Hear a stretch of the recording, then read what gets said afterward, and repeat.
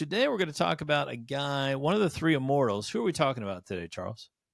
We're talking about General Charles Antoine Morand, General of Division, one of the three immortals, as you mentioned, in Davout's Third Corps. Okay. Well, let's jump right in. He was born in June 1771 in the Doubs region of France, near the Swiss border. Yep. He was the son of a lawyer and follows in his dad's footsteps initially.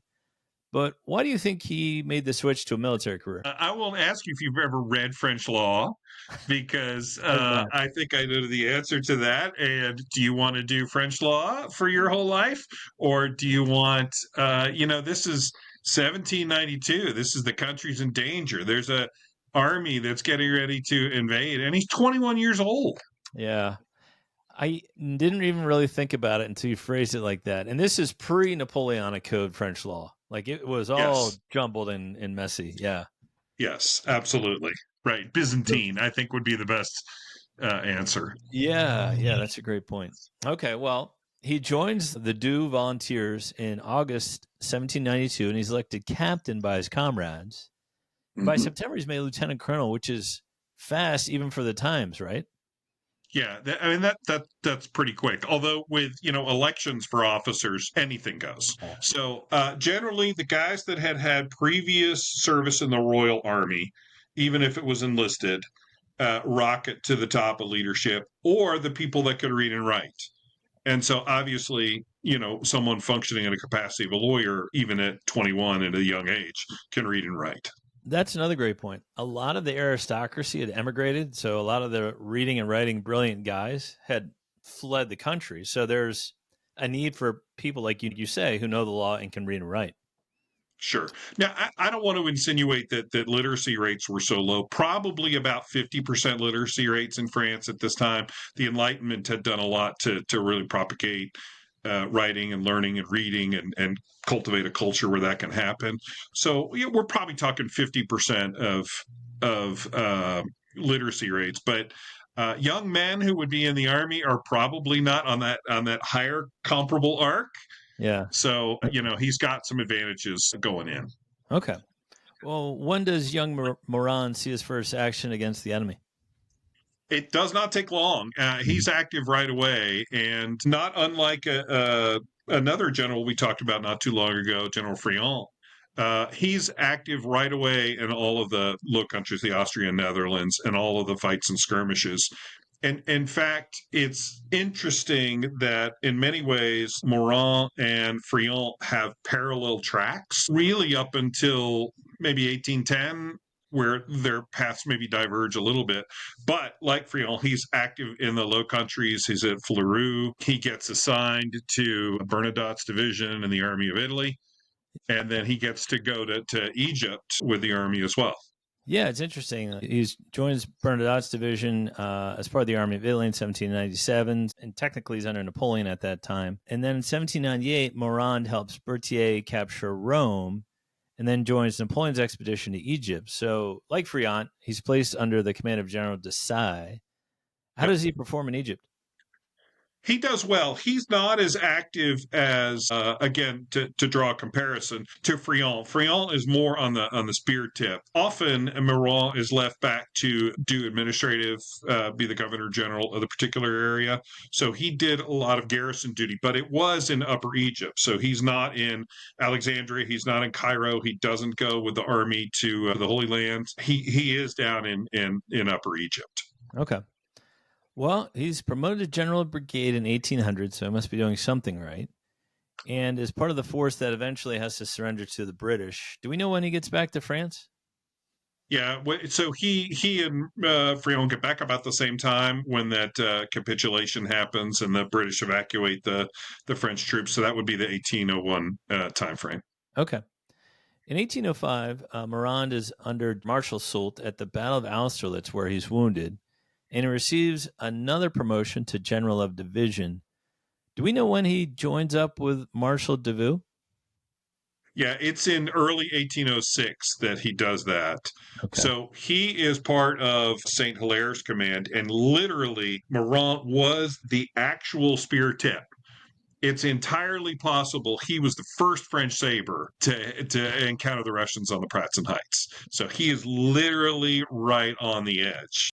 And of course, he's wounded there, not grievously, but he is wounded there. But he's right in the front of Saint Hilaire's command. Huge victory for Napoleon and the French army. But moving along in the story, in 1807, Morand meets the daughter of a Polish aristocrat and gets married later on in 1810.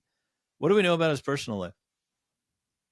So you and I have talked in the past about marriages during the Napoleonic era, and some of them were ill-fated, some of them were quite successful, some of them were meh. But Morand had a good marriage. He was totally infatuated, and there was a bit of an age difference between he and his bride. She was 16 when he first encountered, and he would have been in his mid-30s. So there was a little bit of an age difference, but it was a successful marriage. They had 8 or 9 children. The last Morand direct descendant didn't die until 1905. So, and of course, he was born in 1771. You know, he's got some years on him after the Napoleonic era as well. He doesn't die until the 1830s. Okay. So, yeah, he has a little bit more time. But he had a loving and successful marriage with a big family. Very good. Well, in 1809, Morand is back at the front under Marshal Davout in the War of the Fifth Coalition. And Davout's corps is always on the right side of the battle line. Why is this such an honor? Is it historically you always put your best troops on the right? I know the Romans did that. And does it speak to Napoleon's faith in Davout? That's a great question. You know, the early part of that campaign was such a hash. And, you know, in part that's because the emperor was not there in person. He was attending to some state matters that he needed to in Paris, and was also trying to maintain a sort of a farcical situation where the Austrians were creeping up for war, and he didn't want to go to the battlefront to provoke the Austrians. So poor old Berthier is there and misinterprets badly Napoleon's orders. And the French army is in serious danger of getting annihilated by a reinvigorated army led by the very capable Archduke Charles, Austrian army. And it's really Davout and these divisional commanders that sort of save France's bacon. But then after that, Davout gets put on the right flank, and it's especially during Wagram. He is the right flank at Wagram. And you know, of all of the marshals, Davout was called the Iron Marshal, right? I mean, the guy's a rock. So great to, you know, when you're dressing lines in a military formation, you all look to the right, dress to the right, it's a command. So there is a psychological factor, I think, in putting the Iron Marshal on the right-hand side. That's a great point. Yeah, because I know Austerlitz, he's on the right side. Eylau, he's on the right side. Kind of, sort of on the right at Borodino, but more the center. Mm-hmm. But yeah. Interesting. Well, in 1810, General Morand is stationed in Hamburg and is governor of the Hanseatic cities. But I've read that his relationship with Davout begins to sour at this point. Do you know what happened between the two men?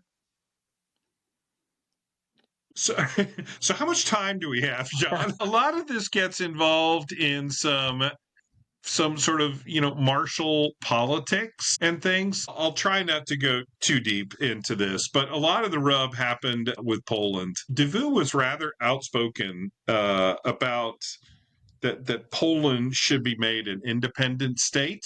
Mm-hmm.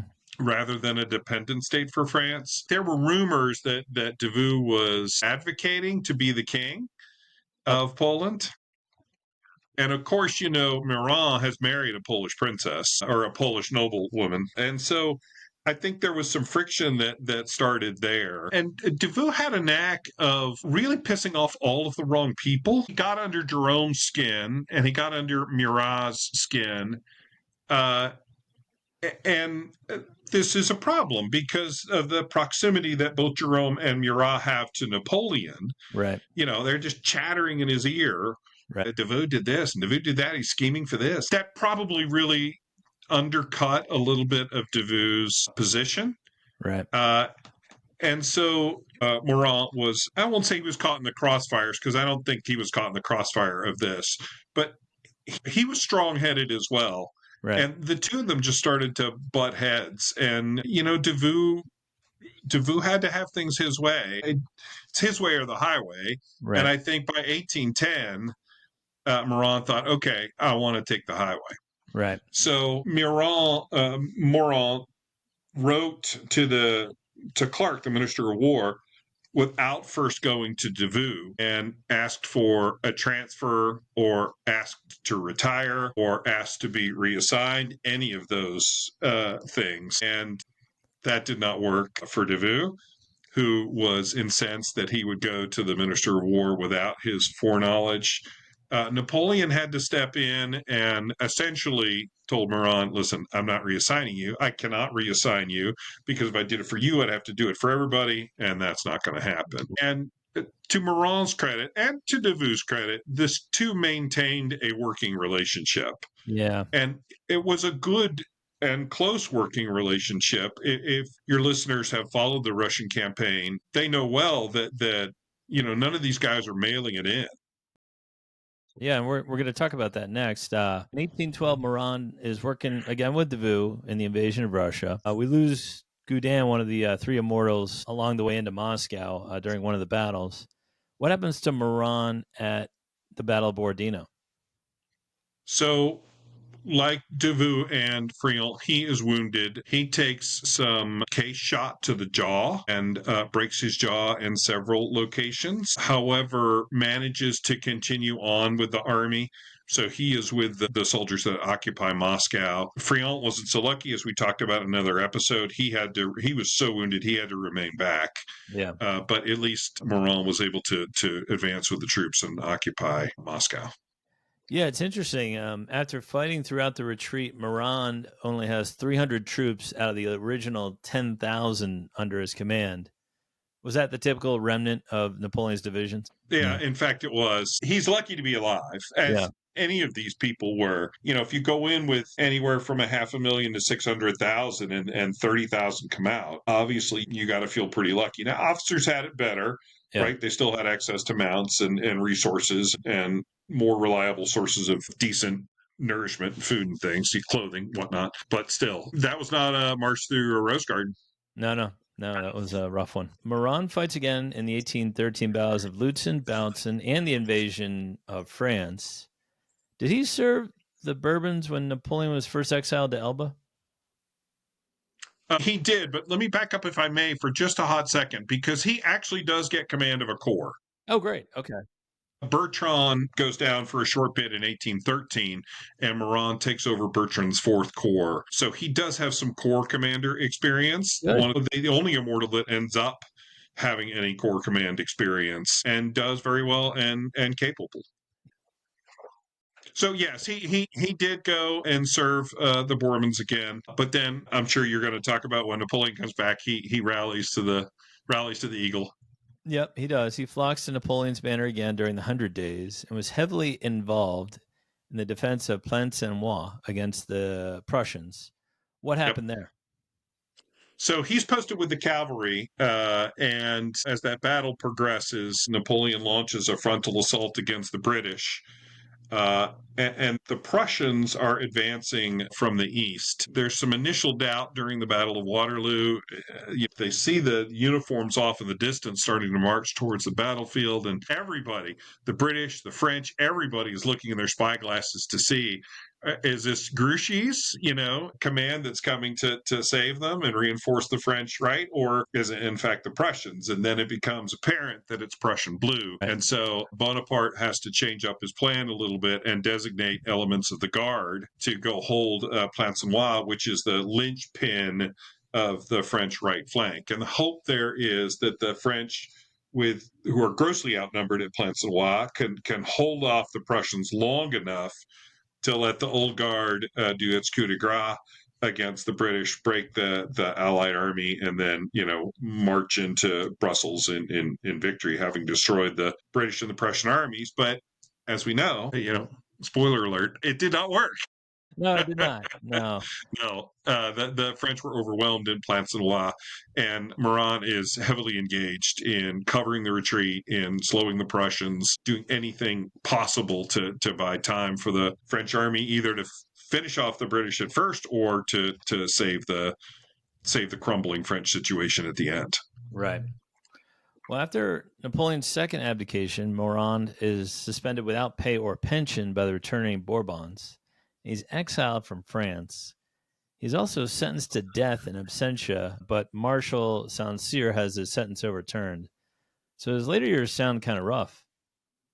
Yeah, so he was implicated in a plot to assassinate King Louis the 18th on some, really trumped up.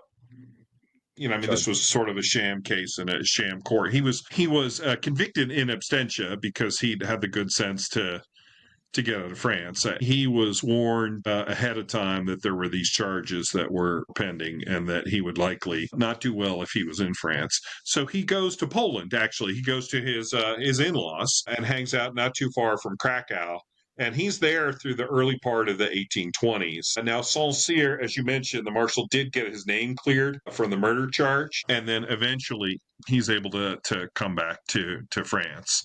And once the July monarchy happens, he's restored to rank and actually takes a command in 1832 as a commander of a military division not far from where he's from in the eastern part of France near Switzerland. Good. I'm happy to hear that. He got to resume his career a little bit. Yeah. I'm not sure you'd call that an active command, but nevertheless, and then he dies in 1835. From a stroke. Yeah, I was going to ask you what you think his legacy is, because there's three immortals that I'm fascinated by. Gudin, who the great Carrie Elwes and I discussed. You and I discussed Friant, and now we're discussing Morand. So what do you think the legacy is of these three gentlemen?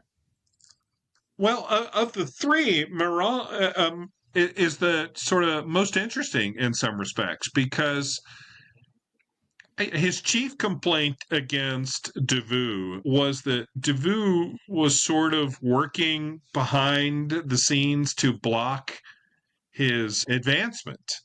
So Morand is an ambitious general. I think you have to be ambitious to be a general at that level anyway. But clearly, Morand wants to do more than what he's doing, and he starts to think that in fact Davout is not supporting his advancement but actively blocking his advancement. It's an interesting juxtaposition with his one of his other immortals, Friant, because Friant has those marriage ties to Davout. So Friant is actually offered command outside of Davout's corps in the guard and turns it down to stay loyal and serve Davout.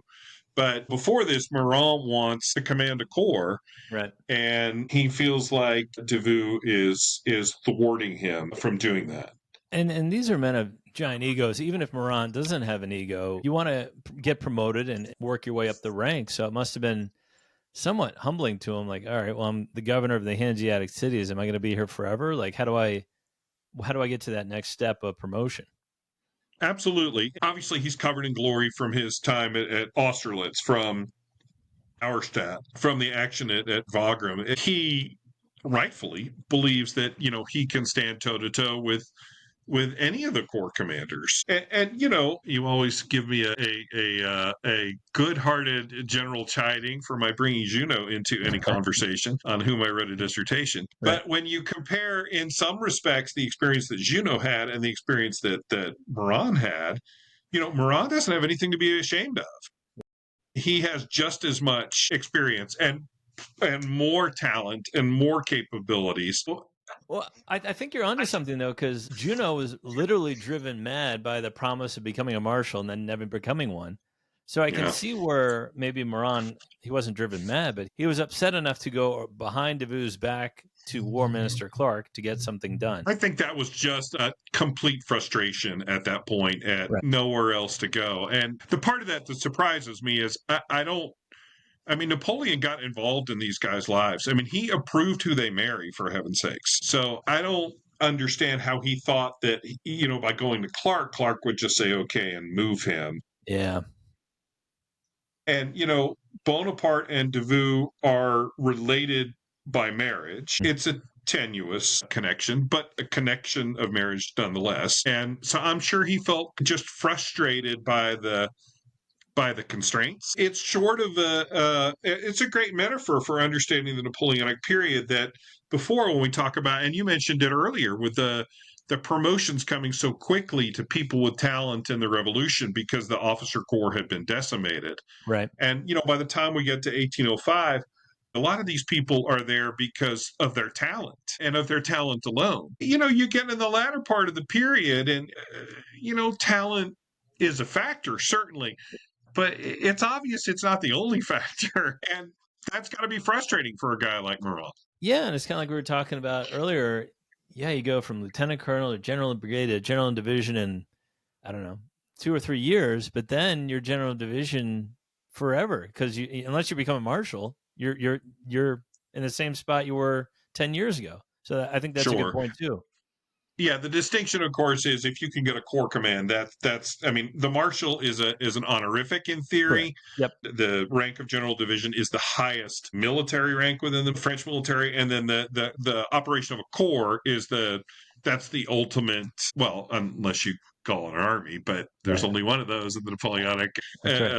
Only one of those in the Napoleonic regime. Obviously, the corps command is that's what you strive for. Yeah.